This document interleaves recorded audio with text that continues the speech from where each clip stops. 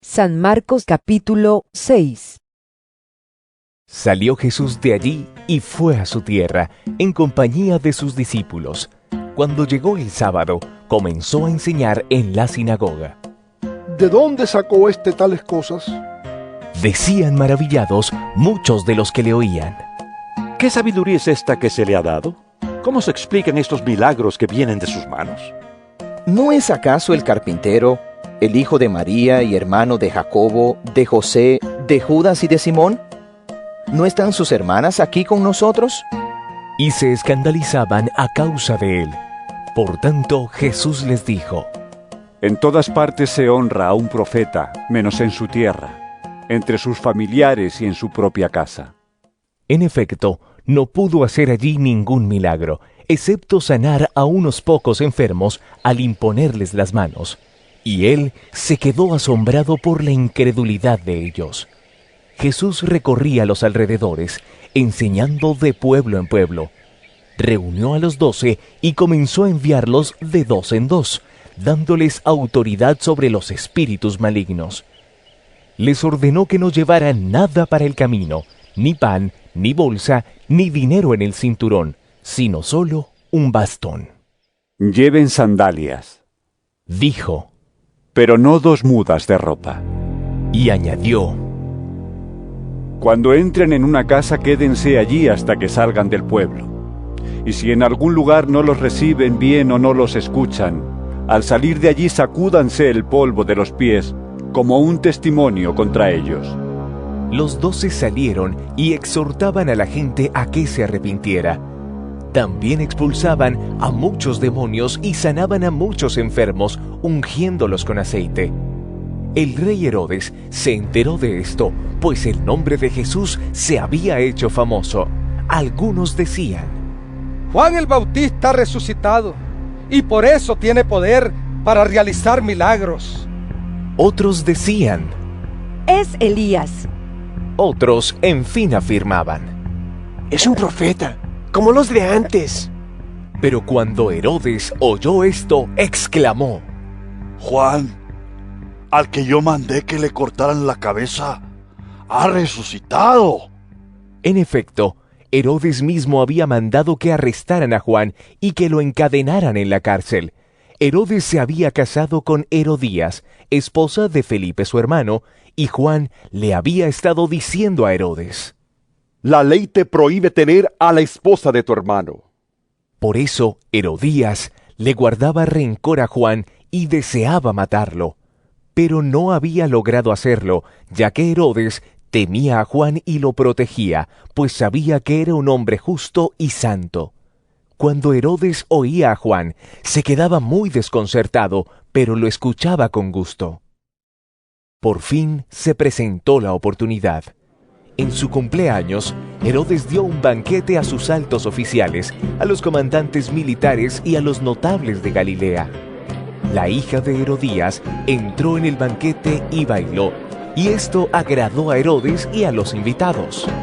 Pídeme lo que quieras y te lo daré, Le dijo el rey a la muchacha, y le prometió bajo juramento: te daré cualquier cosa que me pidas, aun cuando sea la mitad de mi reino. Ella salió a preguntarle a su madre. ¿Qué debo pedir? La cabeza de Juan el Bautista. Contestó. Enseguida se fue corriendo la muchacha a presentarle al rey su petición. Quiero que ahora mismo me des en una bandeja la cabeza de Juan el Bautista. El rey se quedó angustiado, pero a causa de sus juramentos y en atención a los invitados, no quiso desairarla. Así que enseguida envió a un verdugo con la orden de llevarle la cabeza de Juan. El hombre fue, decapitó a Juan en la cárcel y volvió con la cabeza en una bandeja. Se la entregó a la muchacha y ella se la dio a su madre. Al enterarse de esto, los discípulos de Juan fueron a recoger el cuerpo y le dieron sepultura. Los apóstoles se reunieron con Jesús y le contaron lo que habían hecho y enseñado. y como no tenían tiempo ni para comer, pues era tanta la gente que iba y venía, Jesús les dijo: Vengan conmigo ustedes solos, a un lugar tranquilo y descansen un poco. Así que se fueron solos en la barca a un lugar solitario.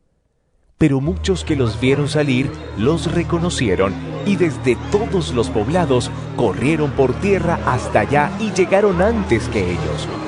Cuando Jesús desembarcó y vio tanta gente, tuvo compasión de ellos, porque eran como ovejas sin pastor. Así que comenzó a enseñarles muchas cosas. Cuando ya se hizo tarde, se le acercaron sus discípulos y le dijeron: Este es un lugar apartado y ya es muy tarde. Despide a la gente para que vayan a los campos y pueblos cercanos y se compren algo de comer. Denles ustedes mismos de comer. Contestó Jesús. Eso costaría casi un año de trabajo. Objetaron. ¿Quieres que vayamos y gastemos todo ese dinero en pan para darles de comer? ¿Cuántos panes tienen ustedes? Preguntó. Vayan a ver. Después de averiguarlo, le dijeron: 5 y 2 pescados. Entonces les mandó que hicieran que la gente se sentara por grupos sobre la hierba verde. Así que ellos se acomodaron en grupos de 100 y de 50. Jesús tomó los 5 panes y los 2 pescados y mirando al cielo los bendijo. Luego partió los panes y se los dio a los discípulos para que se los repartieran a la gente. También repartió los 2 pescados entre todos. Comieron todos hasta quedar satisfechos, y los discípulos recogieron 12 canastas llenas de pedazos de pan y de pescado. Los que comieron fueron 5,000. Enseguida, Jesús hizo que sus discípulos subieran a la barca y se le adelantaran al otro lado, a Betsaida, mientras él despedía a la multitud. Cuando se despidió, fue a la montaña para orar. Al anochecer, la barca se hallaba en medio del lago y Jesús estaba en tierra solo. En la madrugada, vio que los discípulos hacían grandes esfuerzos para remar, pues tenían el viento en contra. Se acercó a ellos caminando sobre el lago e iba a pasarlos de largo. Los discípulos, al verlo caminar sobre el agua, creyeron que era un fantasma y se pusieron a gritar, llenos de miedo por lo que veían. Pero él habló enseguida con ellos y les dijo: ¡Cálmense! ¡Soy yo! ¡No tengan miedo! Subió entonces a la barca con ellos y el viento se calmó. Estaban sumamente asombrados porque tenían la mente embotada y no habían comprendido lo de los panes. Después de cruzar el lago, llegaron a tierra en Genesaret y atracaron allí. Al bajar ellos de la barca, la gente enseguida reconoció a Jesús. Lo siguieron por toda aquella región y a donde oían que él estaba, le llevaban en camillas a los que tenían enfermedades. Y donde quiera que iba, en pueblos, ciudades o caseríos, colocaban a los enfermos en las plazas. Le suplicaban que les permitiera tocar siquiera el borde de su manto, y quienes lo tocaban quedaban sanos.